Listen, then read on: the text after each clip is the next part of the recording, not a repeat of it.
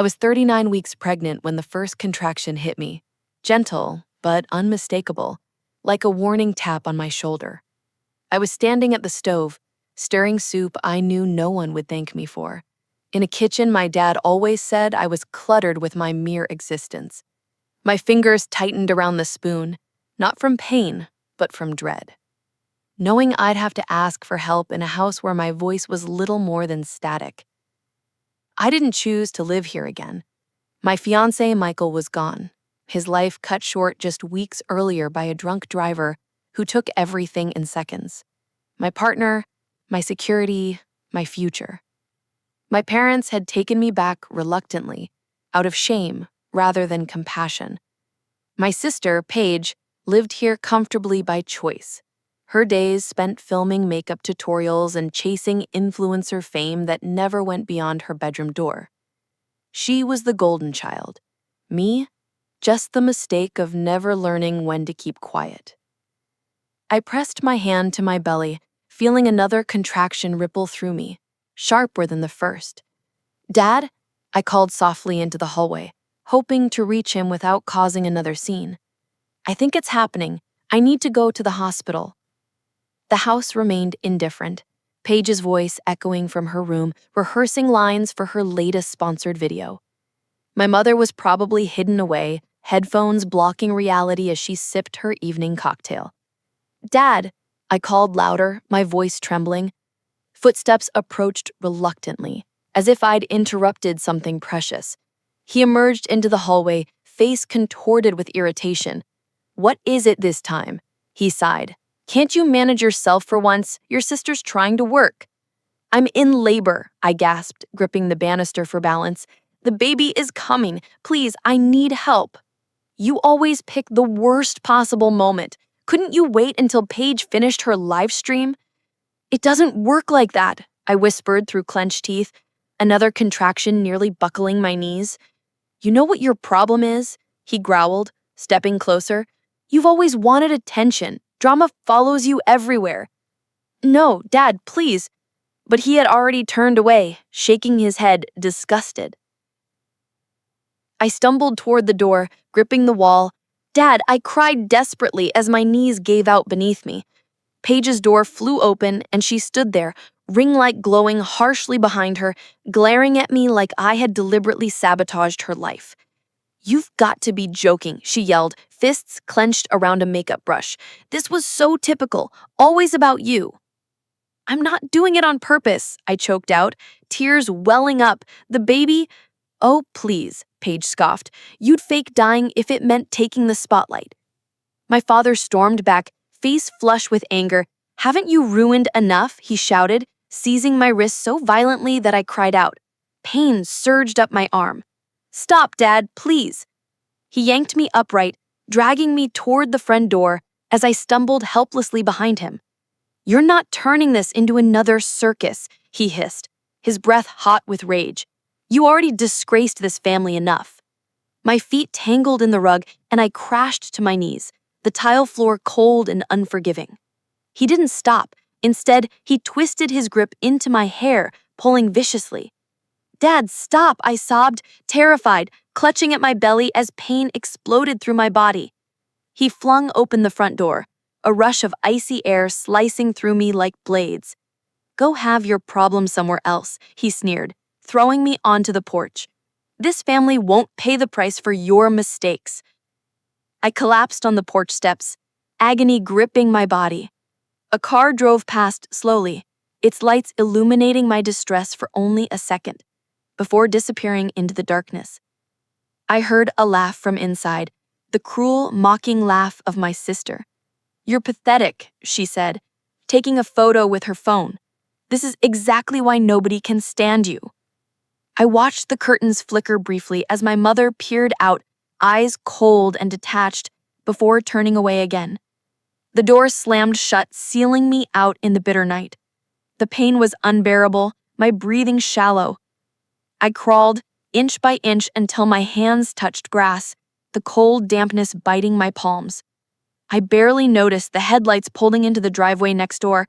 A woman jumped out of her car, eyes wide in alarm. "Oh my God, are you all right? Are you in labor?" she called urgently, rushing toward me. I nodded weakly, unable to speak. She knelt beside me, swiftly assessing the situation. I'm a nurse, she reassured gently. Hang on, sweetheart, I've got you. Within minutes, she had me in her car, heat turned up high, racing towards the hospital. At the hospital, through the haze of pain and panic, I clutched the nurse's hand, my vision blurred with tears. I saw what he did, she whispered, voice trembling with anger and sorrow. You're safe now, both of you. My son arrived hours later, his cries loud and defiant, eyes bright like Michael's. I named him Chance, a promise to myself, to us, that life could offer something better than the cruelty we'd known. The nurse, whose name was Elena, stayed beside me, silent and strong, offering kindness without questions. When the hospital tried to discharge me, I begged them to let me stay longer. I wasn't ready to face a world where my own blood had abandoned me in my most vulnerable moment. They let me stay another 2 nights. Elena visited me for every shift. She brought me water, crackers, and stories about her dog to distract me from the ache. Not just the physical pain, but the grief, the humiliation, the shock. She never once asked why my family wasn't there. She didn't have to. She knew. When the 3rd morning came, I stood in the lobby holding my son, heart pounding. I had nowhere to go. I looked down at him, Chance, so small and warm against my chest. I whispered to him, "We're going to figure this out." Elena walked me out and slipped a small piece of paper into my hand. It had the address of a women's shelter and a name scribbled at the bottom. Marla. Tell her I sent you. I nodded, too tired to speak, too grateful to cry. The shelter was old but clean. They gave me a cot, a blanket, and a soft word. No one asked what I had done to end up there. They didn't have to. They knew. That night, I cried, not from pain, but because someone saw beauty where I'd been taught there was only shame. In the days that followed, I kept quiet. My phone buzzed and buzzed again. My mother's name, then my father's, then Paige's. I didn't answer. I wouldn't give them that piece of me again. 3 weeks later, a letter came. No return address, but the handwriting was unmistakable. My mother's neat, cold cursive. It read, "You've made a scene. The neighbors are talking. If you don't come back soon, your room will be given away. Consider your future. Don't throw it away for spite." No mention of Chance, no apology, just control dressed up as concern. I burned the letter. Then I blocked their numbers, but I saved the voicemails. Each one a record of their cruelty. Each one a weight lifted off my shoulders because I wasn't imagining it. They were who I remembered them to be. I got a job washing dishes at a diner 2 blocks from the shelter. The manager let me work nights and wear Chance on my chest while I scrubbed. I took GED classes in the morning, fed Chance with donated formulas, and learned budgeting from another woman at the shelter who used to be an accountant. I took notes, I made lists, I applied for every program that offered childcare and job training. By the time Chance turned 1, I was in a tech training program with on-site childcare. I walked past glass walls and buzzing lights every day, holding my head a little higher. My silence had become strength. One day, I posted a picture of me and Chance in the park. No caption, no context, just a quiet declaration that we were alive and we were okay. Paige saw it.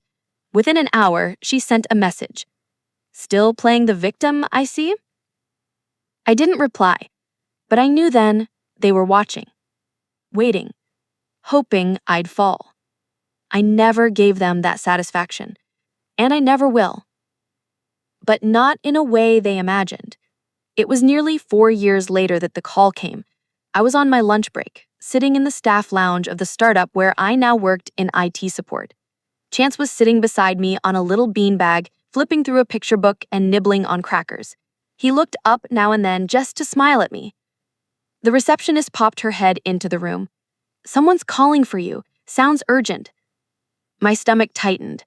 I answered and immediately recognized the voice on the other end. My father. Raspy, weaker, but still cold. "It's your sister," he said flatly. "She had some kind of episode. They're keeping her for observation. Your mother keeps saying she wants you there." I said nothing. He continued, as if rushing through a list. "She's been crying. She keeps asking for you." For the first time in a long time, I felt nothing, not even anger, just a stillness I hadn't known I was capable of. I hung up without a word. 10 minutes later, a text came from unknown number. "Paige. Please, I'm sorry. Please, just come." I stared at it, my thumb hovering. Part of me wanted to cry, not because I cared, but because the guilt they'd always programmed into me still clung like fog. Then I remembered her laugh echoing from the hallway the night I was dragged across the floor in labor.